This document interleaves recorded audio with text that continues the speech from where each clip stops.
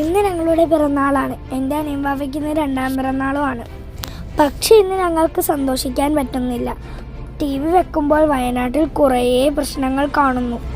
അത് കാണുമ്പോൾ സങ്കടം വരും. അതുകൊണ്ട് ഈ തവണ കേക്കും ആഘോഷമൊന്നും പാടില്ല എന്ന് വാപ്പി പറഞ്ഞു. ബർത്ത്ഡേക്ക് ഇടാൻ വേണ്ടി വാങ്ങിയ പുതിയ ഉടുപ്പ് വയനാട്ടിലേക്ക് കൊടുക്കാൻ ഉമ്മയും പറഞ്ഞു. അപ്പോഴാണ് എനിക്ക് തോന്നിയത്, സ്റ്റഡി ടേബിൾ വാങ്ങാൻ വേണ്ടി കൂട്ടിയ എൻ്റെ ഉടുക്കയിലെ കാശും ഞാൻ വാപ്പിയുടെ കയ്യിൽ കൊടുത്തു. അപ്പോൾ ഞങ്ങളെല്ലാവരെയും കൊണ്ട് വാപ്പി കളക്ടറേറ്റിൻ്റെ അടുത്ത് കൊണ്ടുപോയി. അങ്ങനെ ആ കുടുക്ക കളക്ടർ മാമൻ്റെ കയ്യിൽ കൊടുത്തു. ഞങ്ങൾക്ക് ഒത്തിരി സന്തോഷമായി. അങ്ങനെ അവധി തരുന്ന കളക്ടർ മാമനെയും കാണാൻ പറ്റി.